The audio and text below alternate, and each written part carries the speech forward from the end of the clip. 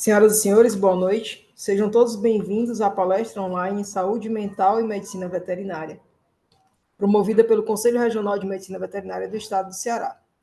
O CRMVCE sente-se honrado com a presença e participação dos senhores, pois a palestra foi pensada tecnicamente para atender e sanar dúvidas durante o desempenho do seu trabalho diário. Neste momento, para realizar a abertura oficial do evento e administrar a palestra Saúde Mental e Medicina Veterinária, convidamos a psicóloga Bianca Stevani Greselli, acho que eu acertei o nome, psicóloga e professora, possui especialização em psicologia analítica, mestrado em psicologia clínica, tem doutorado em psicologia clínica, pós-graduanda em intervenção na autolesão, prevenção e pós-venção do suicídio, presidente da EcoaVet, Associação em Prol da Saúde Mental na Medicina Veterinária, psicóloga no Complexo Público Veterinário de Belo Horizonte, coordenadora do Núcleo de Saúde Mental na Medicina Veterinária da Anclivepa Brasil,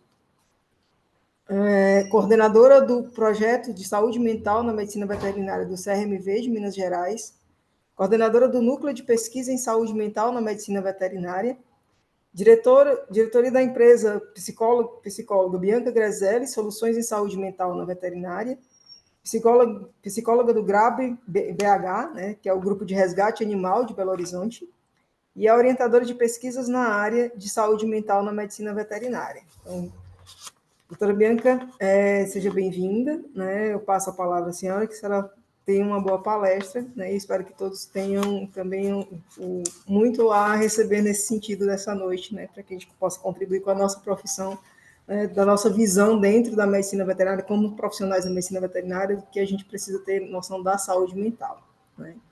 Muito obrigada pela sua participação e eu passo a palavra. Bom, boa noite a todos e a todas. Primeiramente, eu que agradeço pelo convite, como o Daniel disse, mesmo que à distância, mas é um prazer estar aqui com vocês, especialmente para falar sobre um tema do qual eu sou suspeita, para reforçar isso, mas a importância que se tem desse tema.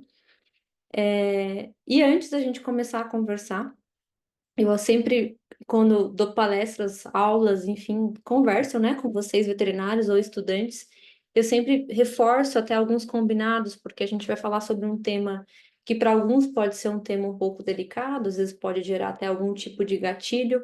Então, se sintam à vontade, fiquem à vontade para expressar qualquer sentimento ou desconforto que de repente vocês sintam. Vocês têm abertura para, acredito que depois no final a gente vai ter um momento de perguntas, mas se durante a palestra, alguém quiser até fazer comentários, participar de alguma forma, eu não me importo, tá? Eu gosto assim do fluxo ali da participação, quanto mais fizer sentido para vocês, para mim é melhor. E a gente vai estar aqui então conversando um pouco sobre esse tema que ele é muito amplo. Eu gosto sempre de ressaltar também que isso que eu vou mostrar para vocês hoje, que como é um formato de palestra, é um recorte de um tema que eu brinco, assim, que basicamente eu respiro, porque trabalho todos os dias ali constantemente, já há alguns anos com essa temática. Hoje, meu maior convívio são com médicos veterinários, tanto na vida profissional quanto na vida pessoal. Então, eu vim trazer para vocês hoje não só o que é, para a gente falar sobre saúde mental e essa importância desse tema e citar algumas coisas em específico, mas até também para a gente ter mais informações, tá? Como professora, como pesquisadora, eu defendo muito a importância das informações e informações especialmente científicas, pautadas em dados que são comprovadas. Essa é uma das minhas maiores críticas aí quando eu vejo informações que são divulgadas e que são errôneas ou divulgadas de formas erradas. Então, eu também vou trazer aqui para vocês algumas informações para que vocês também possam sair daqui tendo um pouquinho mais de conhecimento técnico, científico sobre como estamos hoje quando a gente fala sobre saúde mental na medicina veterinária no Brasil, Porque também tem isso, a gente tem que diferenciar e ressaltar muito quando a gente está falando de questões e dados do nosso país e de quando a gente está falando de outros países, porque também já pesquisam sobre essa área, tá? Bom, eu vou compartilhar meus slides com vocês.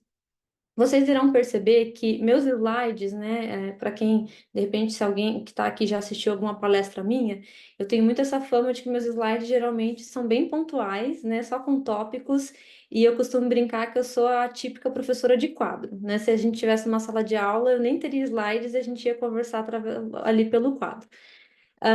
Então, mas de qualquer forma, eu vou compartilhar com vocês esses slides e aí eu vou falando, tá? Vou conversando. Se de repente alguém quiser falar algo que eu não tenha visto no chat, alguma coisa assim, pode abrir o microfone, qualquer coisa, o pessoal do conselho também intervém e a gente se comunica, tá? Então, deixa eu só compartilhar aí. Vocês estão vendo a minha tela? Só me confirme, por gentileza. Sim? Sim, Ok. sim. Beleza. Bom, então, vamos conversar sobre saúde mental e bem-estar na medicina veterinária. Esse é o nosso tema de hoje. E eu trago esses 5 principais eixos, tá? A gente vai seguir essas perguntas aqui. E através dessas perguntas, eu acredito que eu vou conseguir dar um bom respaldo para vocês sobre o tema. Começo com a primeira pergunta, que é o que é saúde mental na veterinária. Mas antes, inclusive, de falar especificamente sobre saúde mental na veterinária, eu começo falando para vocês sobre o que é saúde mental num contexto geral. Por quê? Nós estamos vivendo uma era, vocês já devem estar percebendo, e eu sei que isso na medicina veterinária também está acontecendo, né? Não é algo exclusivo da psicologia, mas nós estamos vivendo uma era onde o tema saúde mental, ele tomou grandes proporções. A gente fala que deu um boom, né? Numa linguagem de senso comum. O que é claro que tem os seus prós e tem os seus contras. Em que sentido? Possivelmente, né, se tiverem pessoas aqui de gerações mais velhas ou que já tenham conversado ou conversem com seus pais, com seus avós, enfim, a gente sabe que no passado, não muito distante, inclusive, saúde mental era considerado um tabu. E não que ainda não seja em algumas culturas. A gente não pode se esquecer disso, né? A gente está falando do nosso país, que inclusive é um país muito grande, e que isso já muda no nosso país em determinadas regiões. Imagine quando a gente fala sobre outros países. Então, para nós aqui no âmbito geral, né, ou seja, para o Brasil, saúde mental está deixando de ser um tema tabu, está sendo cada vez mais desconstruído, mas ele já foi o famoso elefante branco na sala, em que ninguém tocava no assunto, que evitava se falar, e era o famoso, né, psicólogo é para doido, psicólogo é para pessoas loucas.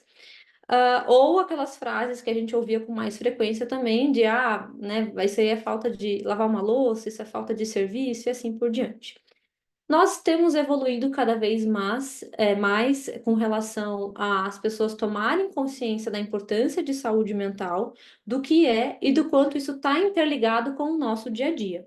Eu tenho certeza que todo mundo aqui já teve alguma experiência no seu dia a dia, ou está tendo, às vezes até todos os dias, do quanto a saúde mental impacta e interfere diretamente na nossa rotina, nos nossos comportamentos e principalmente na nossa qualidade de vida. Então, é importante a gente salientar, sim, esse processo de evolução que nós tivemos. Ainda estamos longe de um mundo ideal e não sei se iremos chegar lá um dia, mas, ao mesmo tempo, em conjunto dessa gama de que se tem hoje de conscientização da importância da saúde mental, isso está vindo também junto com este momento em que a gente está passando como sociedade de a era das informações, né? A era aí, principalmente das redes sociais e de informações fáceis. Ou seja, se vocês abrirem hoje, especialmente vamos citar aí o Instagram, ou um TikTok, né, que acho que são as duas hoje aí ferramentas, redes sociais que mais trazem isso, terão milhares de informações, milhões de informações sobre saúde mental. Seja em formato de vídeos, né, os famosos vídeos aí que está muito em alta das pessoas fazendo, seja em formato de texto, seja em formato de aula, tem inúmeras palestras gratuitas, tem gravadas na internet, enfim. O que, de novo, tem esses prós e esses contras em que sentido? Quem está fiscalizando isso, né? Quem dá a garantia de que todas essas informações que elas estão sendo compartilhadas, de que elas são verídicas, de que elas são fundadas e pautadas em ciência, principalmente. Então, por mais que na saúde mental a gente esteja vivendo essa grande evolução de conscientização, ao mesmo tempo, nós psicólogos, psiquiatras, a gente tem discutido muito, esse tem sido um dos principais temas dos nossos congressos, o quanto este tema tomou uma proporção também vindo muito difundido por informações que elas não são verídicas, por conhecimento, né, por muitas vezes informações que colocam ali como se fossem conhecimentos e o que não é verdade. Além disso, também, a saúde mental está crescendo por um campo de muita patologização. Por quê? Porque nós nascemos numa sociedade e numa cultura também que prega que o auge da vida é a felicidade e que a gente tem que buscar essa felicidade a todo custo. Ou seja, desde cedo, através de discursos diretos ou indiretos, a gente cresce ouvindo de que nós devemos evitar o sofrimento sempre. Tristeza, medo, raiva, angústia, todas essas emoções e sentimentos que nos geram uma sensação de desconforto, de que isso tem que ser evitado, né? O famoso joga para debaixo do tapete, reprime, nega, né? Finge que não está acontecendo. Daí que vem a famosa frase vida que segue.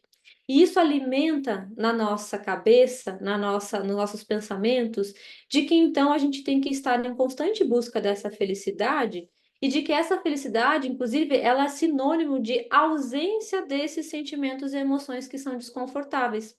O que vocês já devem saber, pela vida que vocês têm, que todos nós temos, que isso é irreal, que isso não existe, que isso é inalcançável, inatingível.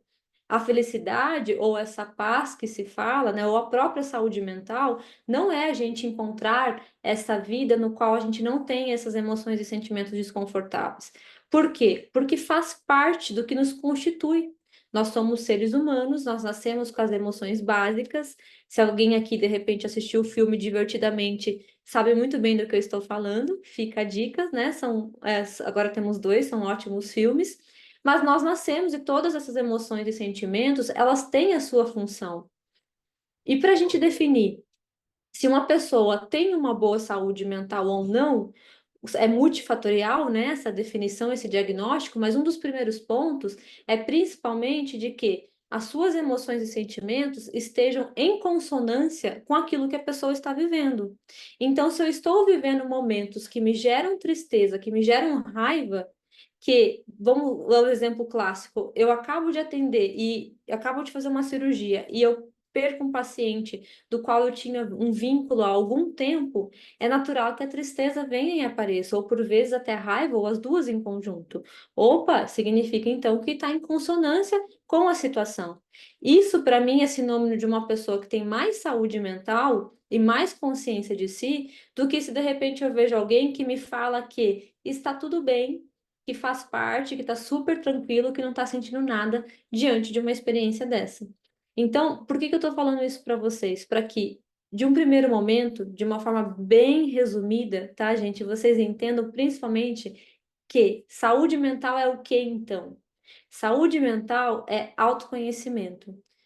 Por que autoconhecimento? Porque através do autoconhecimento eu consigo aprender a lidar com as minhas emoções e a lidar com os meus sentimentos. E olha a palavra lidar. A gente usa muito essa palavra na psicologia.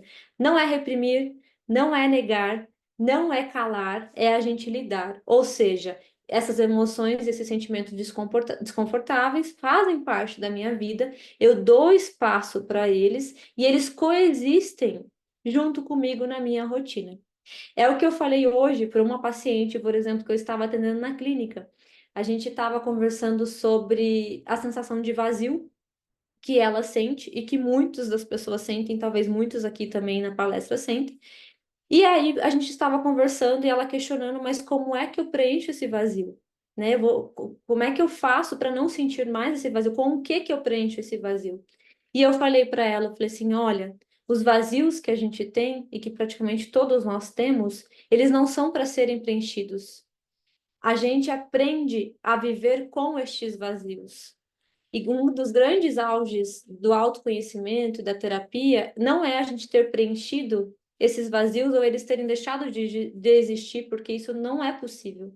É a gente ter aprendido que isso faz parte da nossa história e ter aprendido e dado voz a todos os sentimentos que envolvem esses vazios. Então, fica esse exemplo para vocês entenderem que, ao contrário do que a nossa sociedade vende, de que pessoas com boa saúde mental são aquelas imagens de pessoa zen, de pessoa calma, de pessoa que não explode, de pessoa que não chora, isso não existe, isso é uma utopia danada, né? Isso existe, aliás, existe no Instagram, isso existe nas redes sociais, mas no nosso mundo real e palpável, não. Sinônimo de saúde mental é eu estar consciente de mim, consciente da minha história, consciente dos meus traumas e das minhas experiências, é principalmente eu fazer a pergunta: o que aconteceu comigo? E olhar para tudo aquilo que eu vivenciei e olhar para o que eu vivencio hoje e entender quais são os meus desafios, quais são as minhas dificuldades e o que que eu preciso olhar e eu preciso tocar, por mais desconfortável que muitas vezes seja, porque é, né? Quem faz ou já fez terapia aqui sabe que é um processo desconfortável. Eu não vou mentir para vocês, com certeza é, né? Não é fácil ir lá e entrar em contato com as suas dores, mas é necessário. Então, dito isso, para que vocês entendam a priori o que que é saúde mental, aí sim a gente pode fazer uma expansão do tema e falar o que é saúde mental, então, na veterinária. Que é uma pergunta que eu também escuto com frequência, até mesmo dos meus colegas de profissão. Porque o tema saúde mental na veterinária, aqui no Brasil, ele é um tema novo, né? Novo porque tudo que veio aí na última década, dos últimos 10 anos, a gente considera novo. Em outros países, não sei se vocês já ouviram falar, mas principalmente Estados Unidos e Reino Unido foram dois países aí pioneiros que começaram a falar sobre esse tema e começaram a pesquisar sobre também. Então, principalmente Estados Unidos, se vocês derem ali um Google, se vocês entrarem ali num banco de dados, vocês vão ver que já existem algumas pesquisas e alguns artigos publicados lá com relação a essa temática. Aqui no Brasil, a gente começou há pouco tempo, né? Até a pesquisa que eu orientei ali junto com um laboratório há 2 anos atrás, que me contratou para orientar uma pesquisa, foi a primeira a nível nacional que nós tivemos. E depois teve a minha tese, né? Eu fiz uma tese de doutorado sobre saúde mental na medicina veterinária. Antes disso, nós não tínhamos nenhum estudo de nível nacional e também com instrumentos validados, né, pela psicologia para serem aplicados, para que a gente pudesse ter essa investigação. Então, só para vocês entenderem o quanto isso é novo. E por isso também que falta esse entendimento, tanto que eu tenho esses colegas que eu mencionei para vocês, por vezes, principalmente na minha página, né, na rede social, no Instagram, que me acompanham, eles vêm lá fazendo várias publicações sobre esse tema, e às vezes eles me mandam assim, mas Bianca, o que que você faz? Você trabalha com o comportamento dos animais, né? Você cuida, na verdade, essa parte mais de comportamento e saúde assim, dos animais? E aí eu falo, não, é a saúde mental e o cuidado para com os profissionais, para com os veterinários.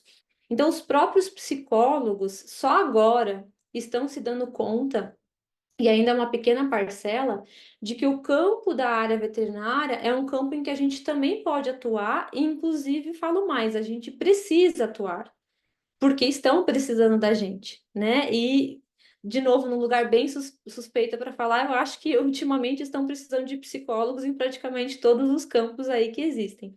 Até porque onde se tem pessoas, né, se tem seres humanos, tem campo realmente, tem conteúdo para que o psicólogo trabalhe.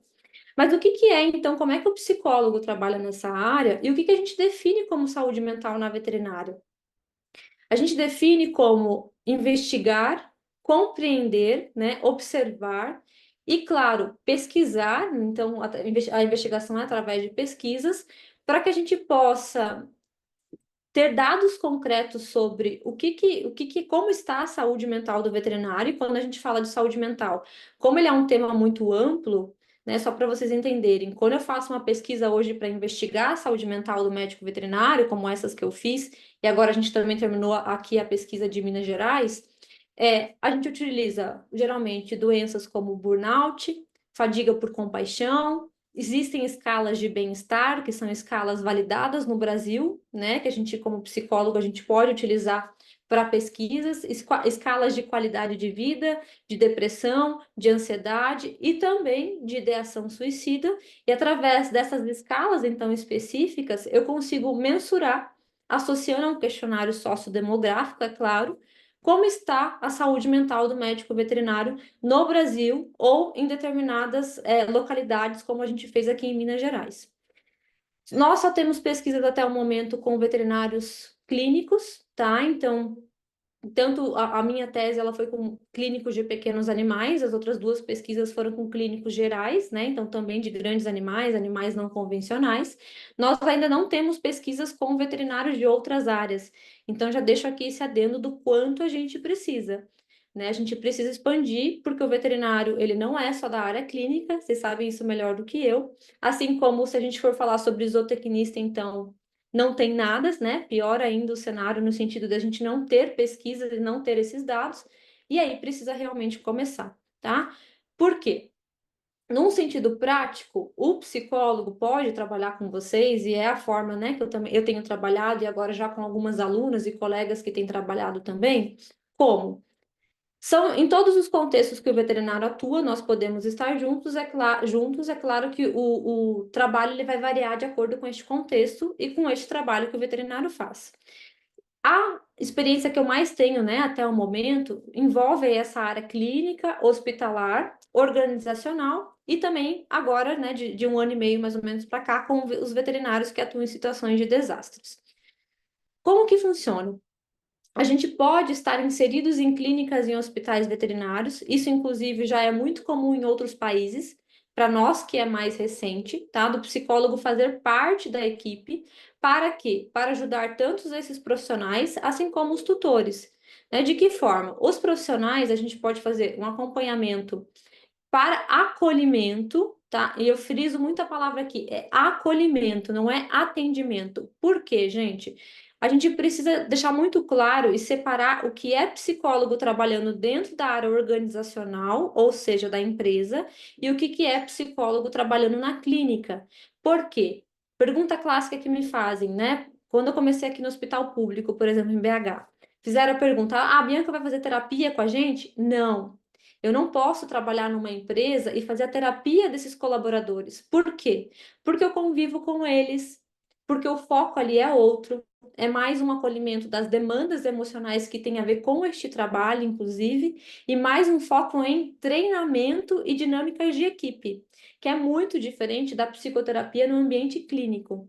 Então, quando se tem a necessidade de um desses ou né, alguns desses veterinários fazerem terapia, e que geralmente tem, né, muitos deles, são encaminhados, são direcionados para psicólogos que possam atendê-los ali diante das suas demandas, tá? Então, por que que, por exemplo, o conselho não oferece terapia, às vezes até mesmo de graça para os veterinários? Por que que as associações não oferecem psicólogos ali que façam terapia de graça? Porque não pode. Inclusive, é contra o nosso código de ética do Conselho de Psicologia, porque o processo de terapia. Primeiro que a gente nem tem ideia de quanto que um processo de terapia vai durar, né? Tudo depende muito da demanda e das questões ali de cada um. E segundo, porque é essas caixinhas que elas precisam ficar bem definidas e separadas.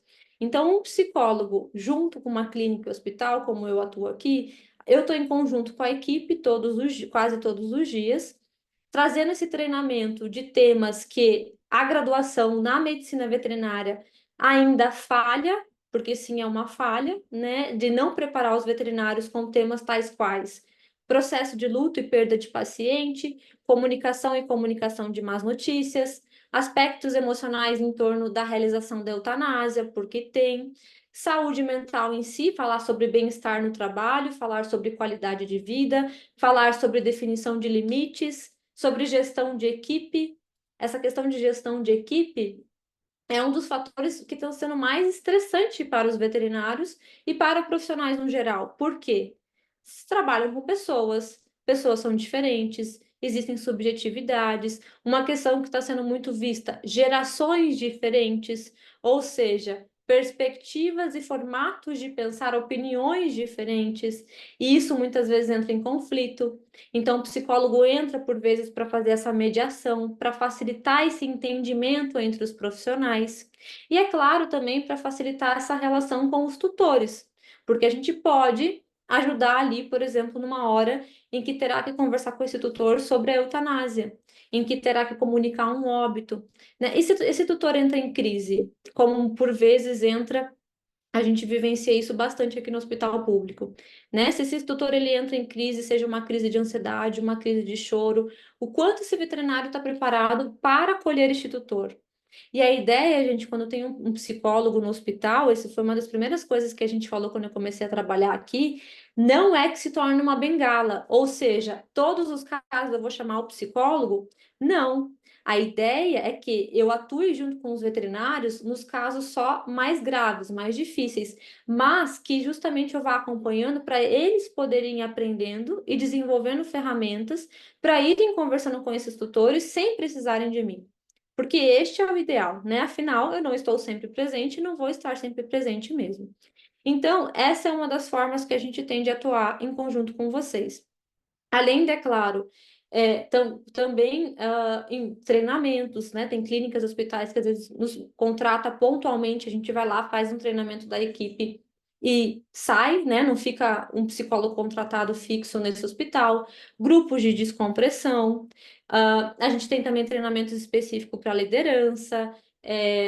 A gente também tem questões diárias, porque a gente sabe que tem os adendos das áreas, né? Quando eu dou aula para a turma ali, por exemplo, de anestesia, é muito diferente do que quando eu dou aula para a turma que é de dermato ou de cirurgia. Tem todas as exclusividades das áreas, a gente também estuda isso para entender e ajudar o médico veterinário da melhor forma, tá?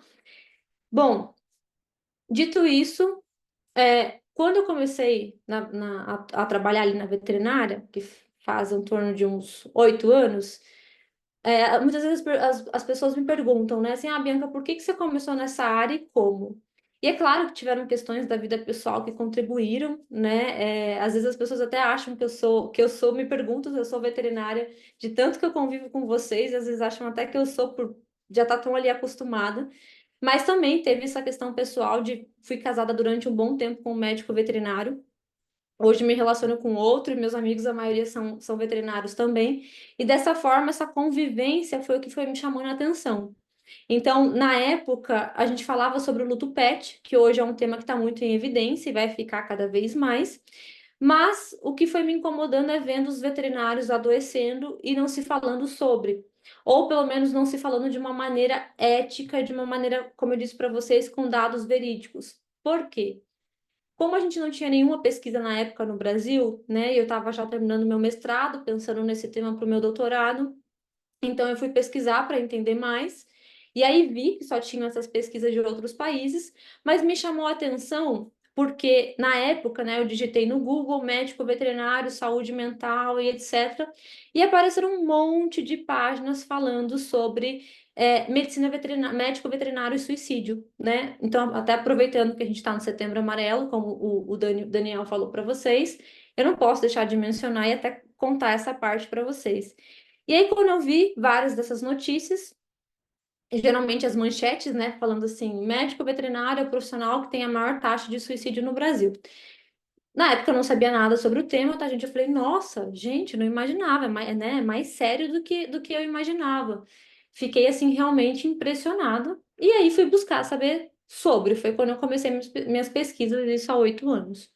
E aí, gente, eu descobri e aí, isso é muito importante trazer para vocês, de que essa informação, né, de que o veterinário tem a maior taxa de suicídio no Brasil, ela é mentira, ela é falsa. Por quê? Porque a gente não tem no Brasil um banco de dados que ele é fidedigno e de que ele é 100% utilizado, porque hoje, no Brasil, principalmente, a grande maioria dos casos de suicídio, eles ainda não são notificados. Então, a gente não tem este banco de dados para que a gente possa afirmar qual é a profissão que tem a maior taxa de suicídio no Brasil. Isso eu posso afirmar para vocês com grande convicção, porque não só foi meu tema de doutorado, né, após de prevenção de suicídio, mas eu até fui conversar com as maiores referências sobre suicídio aqui, de pesquisadores de suicídio no Brasil. E aí, então, quando eu soube que não era verdade, o quanto essa notícia tinha se dissipado, eu falei, gente do céu, precisamos urgente, então, começar a trazer pesquisas para esse campo e, inclusive, trazer informações verídicas, tá? Então, eu imagino que, se não todos, muitos de vocês já se depararam com essa notícia, e sempre que eu tenho oportunidade, eu aproveito para falar que não, ela não é verídica, ela não existe, tá? E por vezes me perguntam, tá, Bianca, mas então qual que é o profissional que tem essa maior taxa de suicídio? Como eu disse, a gente não tem como afirmar, a gente não sabe, mas a hipótese é que aqui no Brasil seja os policiais, tá? Essa é a hipótese que a gente tem. Ah, mas significa então que falar sobre prevenção de suicídio, falar sobre o sistema da veterinária, então não precisa? Não, gente, é claro que precisa. A gente precisa falar e precisa muito, mas é sempre num formato de prevenção e com justamente informações e notícias que elas são validadas cientificamente. É o que eu sempre falo, mesmo que essa taxa fosse verdade, a gente nunca iria divulgá-la dessa forma, porque prevenção de suicídio não se noticia com uma manchete alarmista como essa, como foi feito na medicina veterinária, tá? Bom, para a gente ir seguindo, o que que a gente sabe sobre o tema no Brasil, então? Né? Aí a minha pergunta, que justamente seguindo minha linha de raciocínio na época, tá. Essa informação aqui, então, ela não é verdade, a gente não tem estudos no Brasil. O que que a gente sabe sobre esse tema até o momento? Eu vou compartilhar com vocês um pouquinho, tá? E depois eu posso até, para quem quiser ler, pode me procurar, eu compartilho, já tá no site da PUC também a minha tese. E alguns dos dados da pesquisa que foi realizada ali pelo laboratório, assim como aqui de Minas, também estão disponíveis em processo de publicação dos artigos. O que que a gente sabe até o momento? Foi comprovado que sim, se tem algumas taxas ali que a gente pode colocar como preocupantes, como de burnout, fadiga por compaixão, de se sentirem deprimidos, e aqui um adendo, depressão é diferente de se sentir deprimido, tá? Depressivo e deprimido são dois termos diferentes. Depressivo é de depressão e deprimido não é uma patologia, não é um diagnóstico, mas é se sentir triste com muita frequência. Então, a pesquisa, principalmente essa primeira realizada ali em conjunto com este laboratório, mostrou que em torno de 84 a 90% dos veterinários relataram que se sentem deprimidos com frequência. E eu achei interessante que tem uma pergunta que foi feita, na verdade, são duas perguntas que foram feitas nas pesquisas realizadas em outros países, nos Estados Unidos, principalmente, e que eu coloquei elas no questionário aqui porque eu acho perguntas fundamentais. E todas as vezes a resposta delas, assim, a taxa foi alta. A primeira você indicaria a medicina veterinária para um colega, né, para outra pessoa? Em torno de 54% a 60%, né? E eu falo em torno porque eu estou dando para vocês a média das pesquisas que a gente realizou, responderam que não indicariam a sua profissão para colegas ou outras pessoas. E a segunda pergunta é se você já pensou em sair da medicina veterinária, né? Seja a palavra desistir, abandonar, enfim, eu prefiro, né, sair da medicina veterinária. E também de 55 a 65% dos veterinários responderam que sim, que já pensaram e ainda pensam, inclusive, por vezes, em sair dessa profissão. Eu costumo dizer, gente, que eu acho essas duas perguntas até mais simbólicas, eu diria assim, para mim passa até mais informação do que os dados quando eu falo sobre burnout, sobre ansiedade, sobre fadiga. Por quê? Essa pergunta assim, você indicaria a sua profissão para outro colega? Chega ao ponto de ser quase 60% dos veterinários que responderam me falarem, não, eu não indicaria, eu faço o seguinte raciocínio.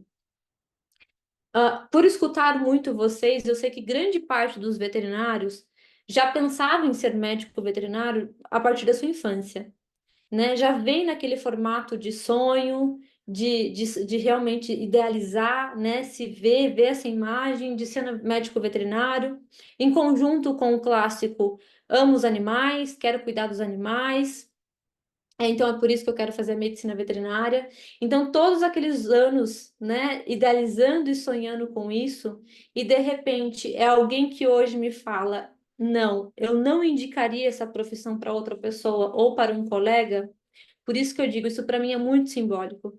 Porque a que ponto chega para que alguém fale: eu não indico a minha própria profissão, que tanto almejei ter durante muitos anos, e hoje eu não indico isso para outra pessoa, né? Assim como, é claro, o pensar em sair da profissão. Mas o pensar em sair da profissão, eu até acho ainda um pouco mais palpável, porque é um pensamento que outros profissionais de outras profissões, por vezes, também, né, também acabam tendo.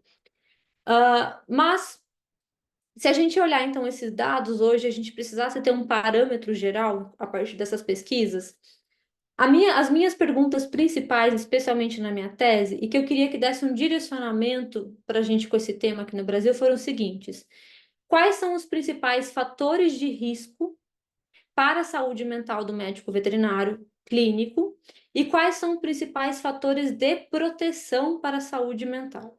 Só para vocês entenderem, fatores de risco são todos aqueles fatores que podem colocar em risco a nossa saúde mental, né? Tem chances de colocar em risco. E os de proteção é justamente o contrário, são fatores que podem ajudar tanto a prevenir ou por vezes a tratar ou melhorar a nossa saúde mental. É muito parecido com o que as pesquisas fazem na área da saúde na medicina. Né? Quando a gente fala assim, atividade física ajuda a prevenir diversas doenças ali, não sei, do nosso organismo. Né? Quando a gente fala você consumir alimentos mais saudáveis ajuda você a prevenir um determinado tipo de câncer. Então, na saúde mental, a gente faz o mesmo, né? Quais são os fatores que ajudam muitas vezes na prevenção e também no tratamento, e quais que geralmente colocam os indivíduos mais em risco. E é muito importante a gente fazer essas pesquisas, por quê? Porque só vocês podem me falar que fatores são esses. Isso é uma das coisas que a gente tem que tomar muito cuidado, por conta de subjetividades. E também questões culturais, como eu falei para vocês. As respostas, elas ficaram muito claras para mim, principalmente a nível nacional, que tiveram algumas modificações de um estado para o outro. Então, a gente não pode esquecer disso também, tá? Mas quais foram, então, esses fatores aí que mais apareceram? Fatores de risco, que a gente também chama de fatores estressores, né? Fatores de estresse. Os três que mais apareceram foram, em primeiro lugar, a dificuldade de equilibrar a vida pessoal com a vida profissional. E aí eu acredito que vocês sabem bem do que eu estou falando, que é trabalhar, né, muito por diversas horas, levar com frequência o trabalho para casa, e a tecnologia, ela veio para piorar essa situação também. A famosa tecnologia era para nos ajudar, era para dar menos trabalho, e infelizmente o que aconteceu foi ao contrário. Então, muitas vezes sai do horário, vai para casa no horário, mas está lá no celular respondendo cliente, respondendo equipe, olhando exame, fazendo laudo, respondendo mensagens com relação ao trabalho. Então, tá trabalhando da mesma maneira, tá? Não adianta falar, mas eu tô em casa, deitada no sofá, com as pernas para cima. Não interessa. Aqui, ó, a cabeça tá trabalhando.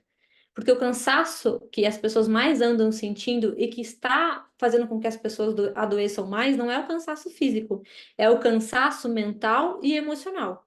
Então, você tá ali no celular, por mais que você esteja na praia, você tá no computador ou no celular, você está trabalhando, tá? Então, a gente sabe dessa dificuldade aí desse equilíbrio, especialmente para o médico veterinário. Eu falo até assim, gente, pelas experiências, às vezes, eu já. Agora eu tenho dado menos aula presencial, mas antes, principalmente ali em São Paulo, que eu estava para algumas turmas, era comum, às vezes, sair da aula e ir com os alunos comer uma pizza, fazer alguma coisa assim. E às vezes eu até fazia uma brincadeira, né? A gente sentava na mesa e falava assim: ó, então o negócio é o seguinte, tá proibido falar sobre medicina veterinária. A gente vai sentar aqui e vai conversar sobre outras coisas. Era impressionante, ficava alguns minutos, às vezes tinham turmas assim que ficavam alguns minutos sem as pessoas não saberem sobre o que falar. Ficava olhando uma para outra, às vezes até conseguia puxar um assunto aqui, um assunto ali, mas de repente o assunto já morria, e aí ficava aquele silêncio, aquele cri, cri, cri, e eu intervia e ajudava, né, com perguntas assim, tá, mas me conte sobre sua família, onde você mora, que idade você tem, você é daqui, como é que.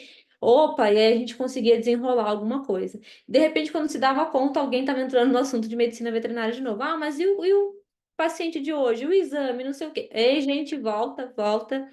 Então, é muito clássico e muitas vezes vocês nem se dão conta. Até porque a roda de amigos, muitas vezes, do médico veterinário são outros médicos veterinários.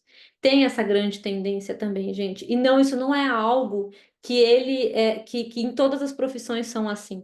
Porque muitas vezes me falam isso também, mas Bianca, eu achei que todas as profissões fossem assim. Não.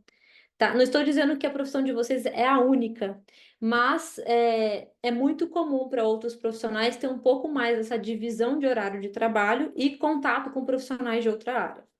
Bom, o segundo fator de risco estressor que mais apareceu foi lidar com eventos adversos. O que são eventos adversos?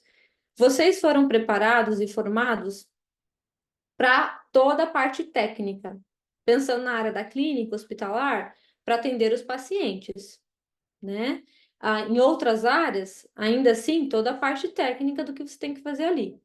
Vocês não foram preparados para lidar com várias demandas que faz parte da rotina do médico veterinário, como questões administrativas, jurídicas, de gestão de pessoas, demandas emocionais dessa equipe e também desses tutores, né? Vocês não foram preparados para nenhum desses fatores. E foram fatores que muitos dos veterinários responderam que isso tem uma tendência a o estresse, a sobrecarga. Não só porque realmente, né, são questões que trazem uma sobrecarga em si, mas principalmente pela falta de conhecimento. Ou seja, eu saio da faculdade achando que eu vou chegar lá e vou entrar no consultório e literalmente ter contato com o bicho e atender ele. E aí vocês se deparam com uma realidade que é totalmente diferente, já na faculdade, né, pelos estágios, que na verdade vocês lidam com várias demandas ao mesmo tempo. E inclusive quebram aquela imagem, né, através dessa vivência do famoso quero ser veterinário para trabalhar com bichos, e descobrem que vocês trabalham mais com pessoas do que com animais. Só que sem preparo algum para isso. Por quê? Porque trabalhar com pessoas não é fácil. E não é. E a gente tem que assumir, né? E eu tô falando de pessoas no geral, eu tô falando de mim, eu tô falando de vocês, eu tô falando de todo mundo. Por quê? Diferenças. É aquilo que eu falei, gerações diferentes, histórias diferentes, formas de vida diferentes. E a gente não pode entrar num tá certo e tá errado. Isso não vai nos levar a lugar nenhum. A gente tem que aprender a conviver e a trabalhar com pessoas, né? E aí o terceiro fator foi sim, lidar com as demandas emocionais que envolvem a rotina de vocês, principalmente o de perder pacientes, né, e a realização da eutanásia, o que já era esperado também de que possivelmente iria vir ali como um fator estressor. O que eu achei interessante, gente, comparando com pesquisas de outros países, só para vocês verem que como a cultura ela influencia, é que em outros países a realização da eutanásia muitas vezes ela apareceu como um dos primeiros fatores de risco e fatores estressores para os veterinários. Principalmente ali no Reino Unido, se eu não estou enganada, acho que no Canadá, apareceu praticamente em primeiro lugar a realização da eutanásia como associado muito a esse sofrimento emocional. Enquanto aqui no Brasil apareceu em terceiro ou quarto lugar, teve até, se não me engano, na pesquisa aqui de Minas, apareceu mais para baixo ainda. Por quê? Quando eu olhei para os fatores estressores de outros países, realização de eutanásia, processo de luto, desvalorização da profissão, claro, estava ali ocupando mais os primeiros lugares. Aqui no Brasil, isso se inverte um pouco. A desvalorização da profissão, ela entra como um dos primeiros. E até a questão do equilíbrio, a falta de equilíbrio profissional com a vida pessoal também tem a ver com isso. Porque se eu estou numa profissão que ela é desvalorizada, que eu não tenho uma boa rentabilidade financeira. E a gente sabe que não tem, tanto que isso também apareceu como um fator estressor. Consequentemente, eu tenho que trabalhar mais, né? E num segundo ponto, no Brasil apareceu muito essa questão sempre envolvendo o cliente. Enquanto a contrapartida em outros países, muitas vezes os fatores estressores tinham mais a ver com o paciente. Ou seja, perder o paciente, a eutanásia com relação ao paciente, muito mais com relação a isso. E no Brasil, esse foco, as pesquisas mostraram que tem mais a ver, está mais central nessa relação com o cliente. Ou seja, as dificuldades de falar com este cliente. Teve uma veterinária que respondeu à minha pesquisa na parte qualitativa, que eu fiz uma entrevista, e a frase dela, gente, me marcou muito, porque ela falou assim: olha, se eu pudesse, o cliente chegava, entregava o animal assim por uma janelinha, eu pegava o animal do outro lado, atendia o animal, enfim, devolvia para o cliente.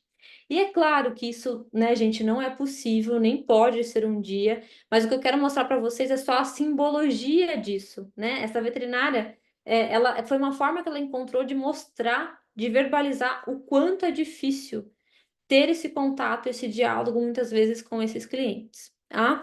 Bom, mas então esses foram os fatores estressores aqui do Brasil. Equilibrar a vida pessoal com a profissional, lidar com eventos adversos, a questão de perder os pacientes e realização da eutanásia, sim, mas também tudo muito focado nessa questão de desvalorização da profissão, parte financeiras e envolvendo clientes, né? Então, tudo no mesmo núcleo.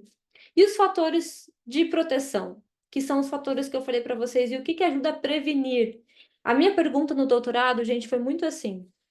Eu investiguei burnout, fadiga por compaixão e ideação suicida. E eu montei 3 grupos, né? Eu tive 1.700 e poucas respostas. Eu montei 3 grupos. Quem estava com as taxas muito altas, quem estava com as taxas medianas e quem estava com as taxas baixas. Desses 3 que eu mencionei para vocês, burnout, fadiga e ideação. E a pergunta central, né, era assim, tá, mas o que diferencia esses veterinários? O que os veterinários que estão com taxas baixas fazem que, de repente, o que estão com taxas altas não fazem, ou vice-versa? Eu quero entender melhor qual que são as principais diferenças entre esses 2 grupos. E aí, essa pergunta de fatores de proteção, de prevenção, me respondeu isso. Por quê? Vocês já devem ter ouvido falar na internet, né? Isso é uma fala que está até romantizada e a gente está até um pouco já em excesso, mas é diferente quando uma pesquisa comprova isso. O que esses veterinários de taxas mais baixas tinham em comum? E faziam, né, realizavam que os veterinários de taxas altas não. Sim, a clássica rotina de autocuidado, principalmente atividade física e psicoterapia. Foi os 2 fatores que mais se mostraram como fatores de proteção para burnout, fadiga por compaixão e ideação suicida. Além disso, a questão do sono também é claro, mas ficou em terceiro lugar.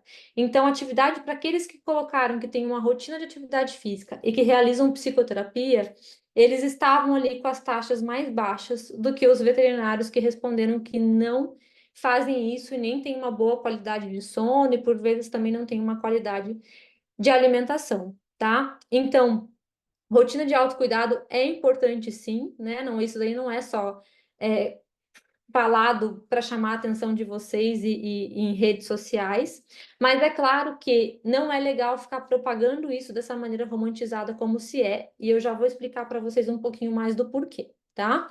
Mas então fica essa conclusão dos fatores de risco, ou seja, o que a gente precisa melhorar e repensar na medicina veterinária no Brasil para os veterinários clínicos, e o que a gente vai precisar principalmente estimular e possibilitar que os veterinários tenham mais acesso. E aí a gente entra na questão da resiliência, né? Por que resiliência? Talvez muitos de vocês já devem ter escutado falar sobre esse termo.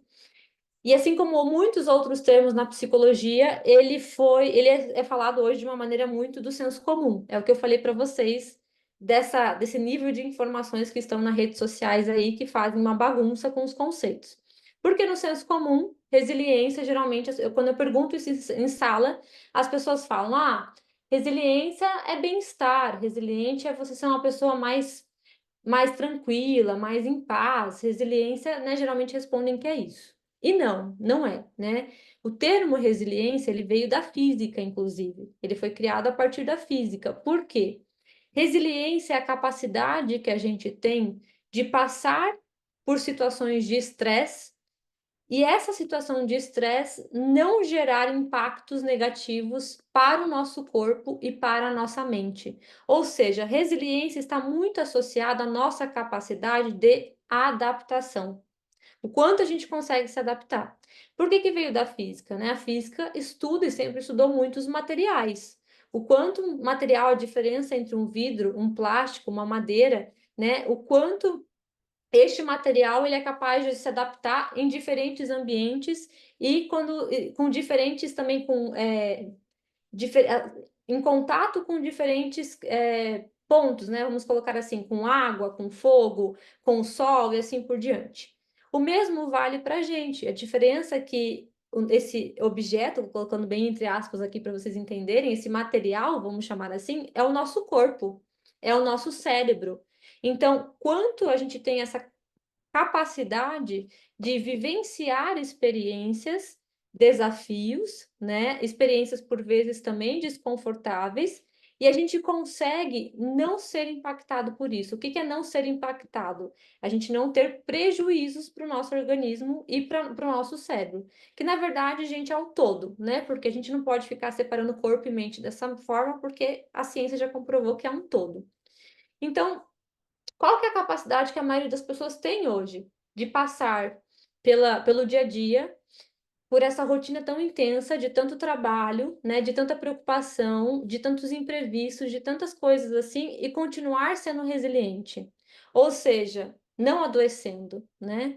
A grande maioria das pessoas não estão conseguindo isso, até porque a gente está vivendo um momento em que nós estamos atolados de coisas. É a famosa vida, sim, da correria, todo mundo trabalhando muitas horas, não desliga, né, a tecnologia, lidando aí com um monte de problemas, e para quem ainda tem, assim como eu, filhos, tem ali a vida pessoal, tem outros compromissos dentro da casa, as mulheres especialmente, né, sabem o quanto tudo isso sobrecarrega ainda mais.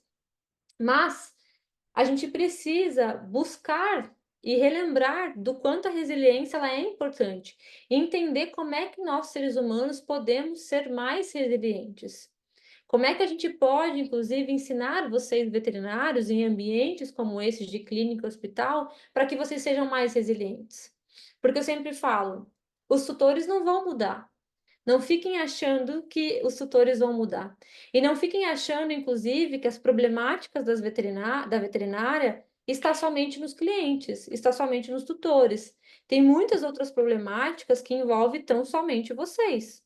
Problemas com a equipe, né? Questões entre os próprios médicos veterinários, tem várias questões ali que acontecem. Então, por isso que eu falo que o foco está muito mais em a gente preparar os veterinários melhor para lidar com essas circunstâncias, ou seja, serem mais resilientes, do que a gente ficar esperando que este meio que vai mudar, tá? Então, esse conceito de resiliência ele é muito importante. Lembrando, gente, que como é uma palestra, eu estou explicando para vocês de uma forma bem supérflua, tá? Só essa da resiliência aí, quando eu dou aula em pós, é umas 8 horas de aula sobre fisiologia do estresse. Mas agora voltando até para a questão do autocuidado. Então, como eu falei para vocês, as pesquisas comprovaram realmente o autocuidado faz diferença. Atividade física, dormir bem, psicoterapia, momentos de lazer e de hobbies, alimentação também, com certeza, boas relações, a gente não pode esquecer disso. O autocuidado também é você ter relações e ter boas relações, né? Uma rede de apoio, uma rede de suporte, você se sentir pertencente a algum grupo, isso é uma coisa que é algo que é uma necessidade básica do ser humano e que tem a ver também com o autocuidado. A questão é, e a minha crítica também é a seguinte: então a gente está, como diz o ditado, careca de saber que autocuidado é algo importante. Cada vez mais os médicos falam para a gente, voltem para o básico. O que é o básico? Dormir bem, se alimentar bem, exercitar o corpo. Isso é o básico, gente, porque a nossa espécie, nós seres humanos, nós viemos disso. O nosso corpo, nosso desenvolvimento, a nossa evolução veio disso. Então isso é o básico. Às vezes a gente fica até querendo e pensando em coisas mirabolantes, né, para a gente se cuidar mais, quando na verdade é a gente tentar cada vez mais fazer esse básico que já está tão difícil de ser feito. Por quê? Porque aí a gente não pode tirar do contexto. E aí o meu lado psicóloga, principalmente aí que envolve um olhar para as políticas públicas, um olhar para a desigualdade, um olhar para questões financeiras, né? E um olhar de quem critica muito a romantização da nossa realidade, eu falo o seguinte: discurso sobre a importância do autocuidado não falta. Rede social está aí para falar e lembrar a gente disso o tempo inteiro. A questão é quem realmente tem condições, tem acesso, tem uma realidade que permita realizar esse autocuidado que ele é tão pregado. Porque eu conheço pouquíssimas, eu consigo contar nos dedos hoje, pessoas que eu conheço que conseguem ter esse autocuidado como se é vendido, né? Aquela imagem linda e perfeita do que as pessoas precisam voltar a ter. Então, a gente tem que falar sobre autocuidado, sim, estimular todos a terem, mas sempre contextualizando a realidade de cada um. Por quê?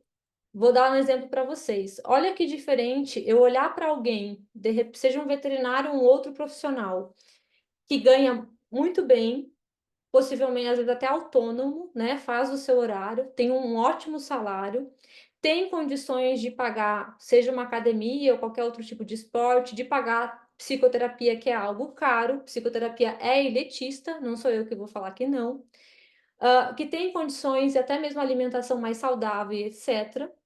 Eu olhar para essa pessoa e falar assim: olha, você não está se cuidando porque você não quer, você precisa se cuidar melhor.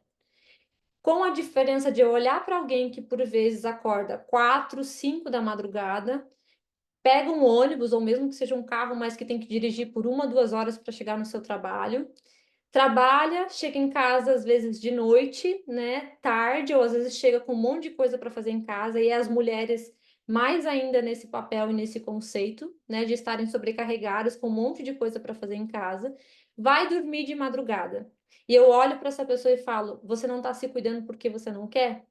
Isso é muito injusto, né? E isso é algo que a gente não pode fazer. Então, por isso que quando eu pergunto, né, como é que a gente pode mudar o cenário, como é que cada um pode fazer a sua parte, o que que pode ser feito, né, falando assim de uma forma super breve diante do que a gente tem hoje, é o seguinte: é a gente, primeiro de tudo, a gente definir o que que é responsabilidade individual e o que que é responsabilidade coletiva. Por quê? Porque se eu sou uma pessoa que eu tenho condições para me cuidar melhor, que eu poderia ter comportamentos que só cabem a mim para melhorar o meu dia, para melhorar a minha rotina, isso é responsabilidade individual. Mas quando eu falo de cenários, eu falo de situações os quais a pessoa não tem essas condições, eu estou falando de uma responsabilidade que ela é coletiva. O que que é responsabilidade coletiva? Políticas públicas, desigualdade social, né? A gente está falando de um país, o Brasil, que é um país predominantemente pobre. A gente está falando da medicina veterinária, que mais de 80%, se não 90% dos veterinários não ganham bem. Então, a gente está falando também de grande parte que ganha um salário mínimo. Como essas pessoas podem ter toda essa rotina, esse cenário de autocuidado que a gente tanto fala? E aí, isso é um cenário, isso é uma responsabilidade que a gente chama assim de responsabilidade coletiva. Por quê? Eu não posso ficar responsabilizando os indivíduos por questões e fatores que eles não podem resolver individualmente. Isso é uma das coisas que está ajudando com que as pessoas adoeçam muito, que é ficarem se questionando por que não conseguem, como não conseguem melhorar suas vidas quando se vêem nessa rua sem saída que tantos estão vivendo por causa do sistema que a gente tem hoje, né? Seja social, cultural, político e assim por diante. E por que que isso também é muito importante para a gente pensar? Porque também quando a gente pensa em responsabilidade individual, então é para vocês se questionarem, se perguntarem o que que vocês podem fazer para melhorar a rotina de vocês, diante da realidade que vocês vivem. E às vezes pode parecer que o que pode ser feito vai ser pouco, comparado de repente ao que vocês visualizam, né, de outros colegas. Cuidado, a grama do vizinho realmente ela é sempre mais verde, não é pouco. Por quê? Porque você não pode se comparar com um contexto muito diferente do seu. E aí é por isso que fica parecendo que o que você pode ou o que você consegue fazer naquele momento fica parecendo que é pouco. Vamos para exemplos? O ser humano tem uma tendência muito a ser 880. Ou eu faço muito bem feito, ou eu faço de maneira perfeita, ou eu não faço nada. Esse é um dos maiores sistemas de autossabotagem que a gente tem atualmente. Então, eu sempre falo para os meus pacientes, eu sempre falo para os veterinários: você não consegue melhorar a sua alimentação da forma que você queria? Ser aquele blogueiro fitness que você fica vendo lá no Instagram, né? Que com certeza tem uma vida ali um pouco mais facilitada que a sua, melhora uma refeição. Você consegue melhorar aquele café da manhã que você fica comendo coxinha e tomando Coca-Cola quase todos os dias?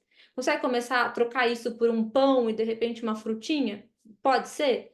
Ah, Bianca, dá, só que o almoço e a tarde ainda não consigo, ainda fica complicado. Beleza, não tem problema.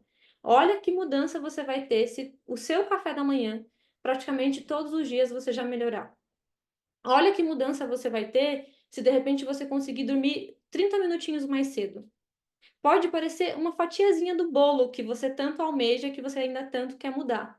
Mas eu garanto que é melhor e que já vai te trazer um benefício do que se você não estivesse fazendo nada.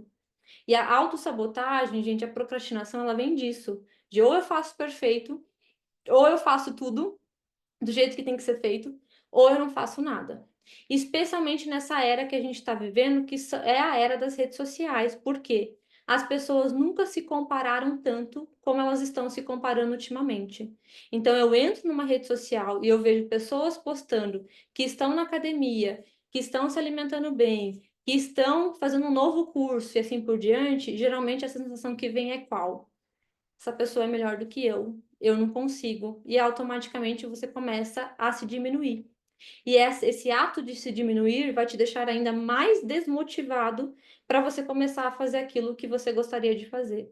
E muitas vezes a gente não lembra que aquele post ali, aquele store, é um recortezinho da vida da pessoa que está ali postando. E que, inclusive, às vezes nem está bem também. Não se esqueçam disso. Quem nunca fez um store só para não deixar de fazer, quando na verdade era um dia que não estava legal, que não estava bem, né? Só para aparecer na rede, tá?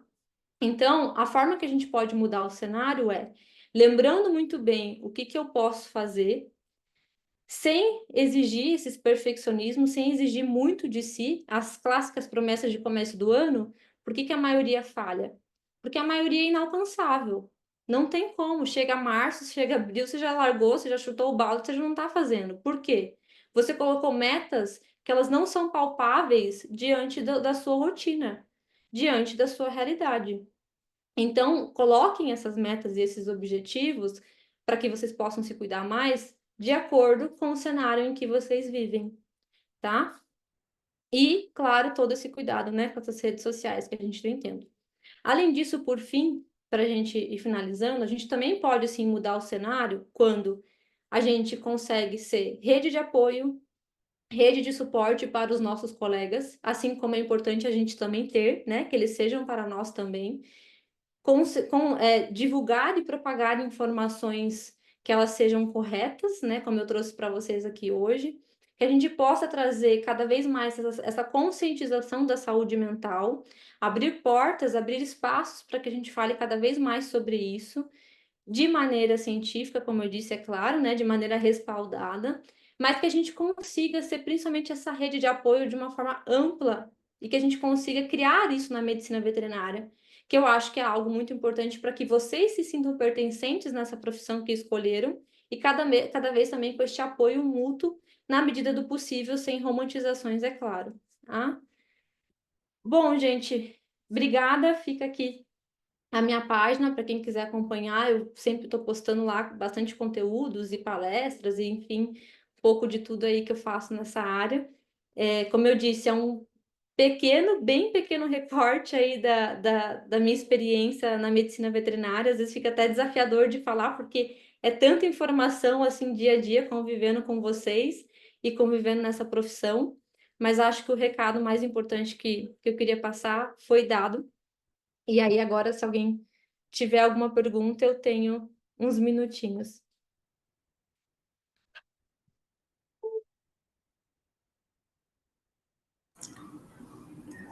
Bom, Bianca, eu vou pegar aqui algumas perguntas. A Liliane está perguntando se a palestra foi gravada. Eu vou informar para ela que a gente gravou a palestra. Ela vai ficar disponível no canal do YouTube do Conselho, tá?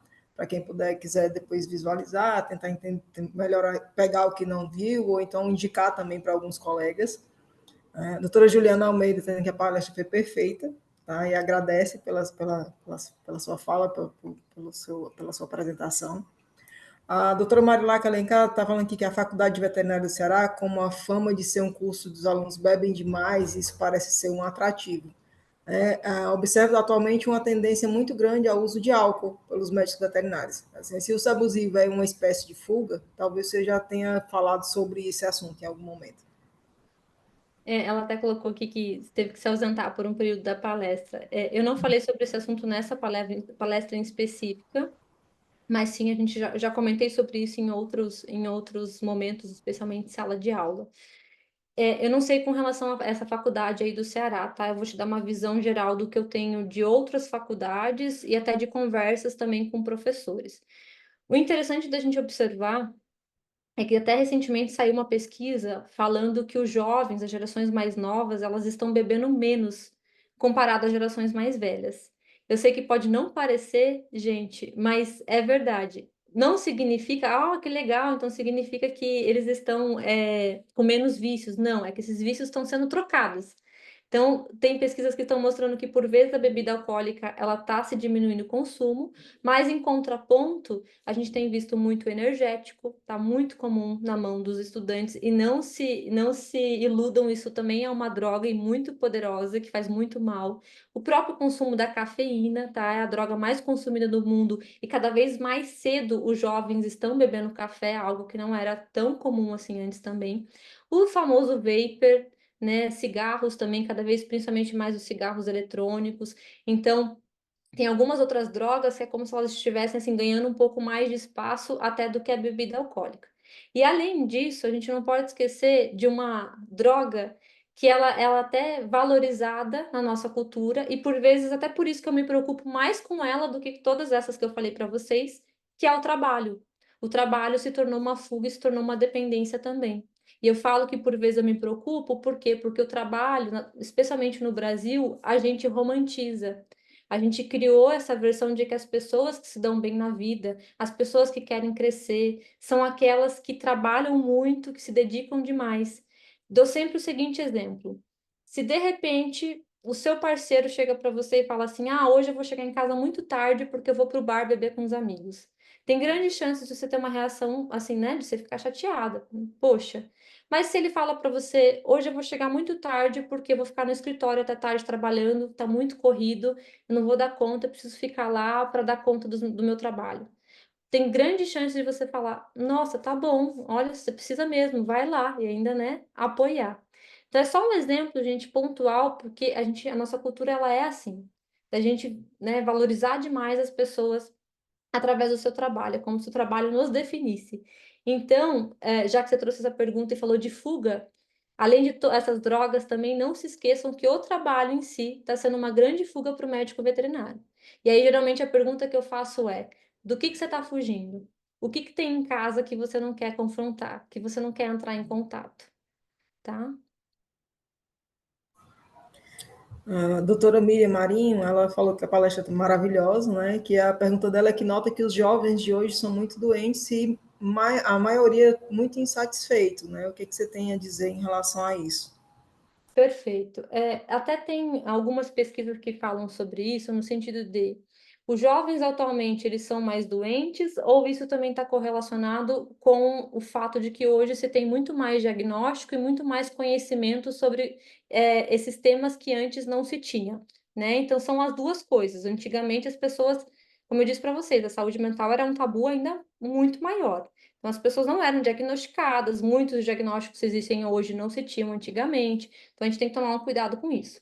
Mas, em contraponto, gente, é verdade sim que as pesquisas estão mostrando que os jovens, especialmente da geração Z, né, ou seja, ali dos 20, 25 anos para baixo, estão mais ansiosos, principalmente porque não se esqueçam do seguinte: é a primeira geração que a gente chama nativa digital, ou seja, com acesso contínuo a notícias de todo mundo, o tempo inteiro. A constante exposição desse fluxo de informações. E isso acelera o pensamento e intensifica a ansiedade. Então, assim como eu, e sei que algumas pessoas aqui que a gente, né, quando criança, até adolescência, a gente ainda não tinha esse acesso à internet, as coisas assim, para nós fica mais clara essa diferença.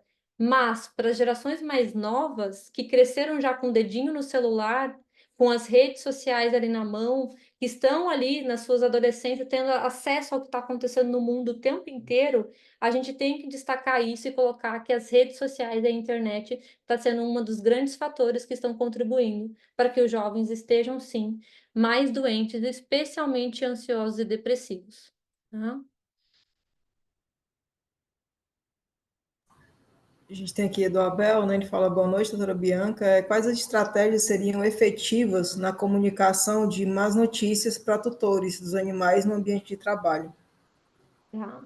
Bom, Abel, assim, isso é o tema só de mais uma palestra inteira, uma aula inteira para a gente conversar. Então, eu não vou conseguir suprir as suas expectativas. Fica aí a dica para a gente fazer uma palestra de repente com esse tema, né? Em breve eu também vou lançar um curso sobre isso. Mas, de qualquer forma, quando eu falo sobre comunicação, o básico é comunicação clara e direta. Cuidado com termos técnicos que as pessoas não entendem. Cuidado com querer florear demais as coisas que você fala. E tenha sempre convicção e confirme de que a pessoa está entendendo o que você está falando. Vou te dar um exemplo pontual e bem básico para você entender.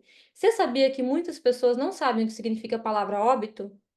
Especialmente aqui, que é um hospital público que a gente trabalha, eu falei para os veterinários, não utilizem a palavra óbito. Em classes sociais mais baixas, ainda mais tem chance de muitos dos termos que a gente acha que são tão claros, mas para muitas pessoas não são. E já presenciei situações de os tutores não entenderem que o animal tinha morrido porque ficaram assim, óbito, acho que é uma doença, acho que é um diagnóstico. Então, tem que tomar muito esse cuidado, principalmente de querer usar palavras difíceis, às vezes até, né, termos técnicos, e na verdade quem está na sua frente não estar entendendo nada, e por vezes não falar para você, principalmente por vergonha de que não está entendendo nada. Tá? Então, se você começar já nesse sistema de linguagem mais claro possível, de maneira objetiva, mais empática, é claro, acolhendo, escutando, já é meio caminho andado. Tá? Mas o resto eu vou ficar te devendo, porque não tem como eu te falar sem eu emendar aqui numa nova palestra. Bom que já surgiu um novo assunto para um novo encontro, né? Isso aí. Acho que eu sem mais perguntas, né? O doutor Daniel pediu desculpas, não pôde ficar até o final, teve um probleminha na internet dele lá, que ele está no interior, ele não está aqui na capital, né? E aí ele disse que depois falaria com você, né? Em agradecimento, tá? Mas, de qualquer forma, eu aqui, em nome do Conselho, né, de Veterinário do Ceará, né, por fazer parte da equipe técnica hoje do Conselho, agradeço a sua participação, né, as palavras, as questões das informações para a gente, eu acho que foi muito proveitoso nesse sentido, da gente entender das questões dos cuidados, né, que a gente precisa ter com a gente, em primeiro lugar, para que a gente possa também oferecer um serviço melhor de qualidade e que a gente não se esqueça da gente em si, né? Porque se a gente não está bem, a gente pode não oferecer da melhor forma possível um serviço, ou prestar um serviço ou um produto, né? De qualquer forma, a gente é um prestador de serviço, né? Como profissional. E eu acho muito interessante nesse sentido. E hoje eu falo de coisa assim, a melhor coisa que eu fiz na minha vida foi começar a fazer terapia. Né? Então, assim, eu indico para quem eu conheço, vai ser a melhor coisa que você vai poder fazer para você. Né? Então, assim, foi um dos passos da questão do autocuidado. Né? As outras coisas a gente vai tentando, mas eu vejo muito que é a questão da gente buscar sempre o passo do hoje. Né? Como você disse, a questão da gente não ficar criando um mundo de coisas para ser feito e a gente não alcançar. Né? Então, é o de cada dia realmente. Né? Exatamente. Se tem mais alguma coisa que tem só. A Elaine está dizendo que agradecendo pela palestra incrível, né? Ressalto que foi muito esclarecedora e que fez pensar em várias coisas importantes. Adorei a forma como a senhora abordou os temas e a leveza, né, do assunto, e conduziu tudo. Parabéns pelo excelente trabalho, espero ter a oportunidade de ouvir mais palestras suas no futuro. Espero também que ela aceite novos convites nossos do Conselho, que a gente possa poder trazê-lo novamente. Né? Então, eu agradeço pela participação, tá? Em nome do Conselho, né, e que a gente possa ter realmente novos encontros em relação a isso e que a gente consiga, nessa parceria que está vindo aí em relação para os colegas, né, veterinários ou tecnistas, que a gente abra um leque muito maior nesse sentido de trabalhar realmente a questão da saúde mental dentro da medicina veterinária e da zootecnia, para que a gente possa ganhar muito com isso. Né? Não só a gente parar de pensar muito também só na questão de valorização profissional, né? Mas a gente tem que valorizar o nosso pessoal também nesse sentido. Bom, Com certeza. Regina, obrigada a vocês. Foi um prazer estar aqui com vocês. Obrigada pelo carinho das mensagens. E qualquer coisa, né, eu deixei até ali. Eu geralmente passo o Instagram, que é a rede que eu mais mexo, mas vocês podem tirar dúvidas, enviar mensagem, enfim, a minha tese está lá disponível para ser lida também. E com certeza voltarei. Já tenho falado com o Daniel de fazer a gente fazer um simpósio, de repente até presencial, né, aí com vocês. Bolar alguma coisa. maravilha. Obrigada, gente. Um bom descanso Obrigada. para todos. Obrigada para você também. Até mais, gente. Boa noite. Tchau, tchau.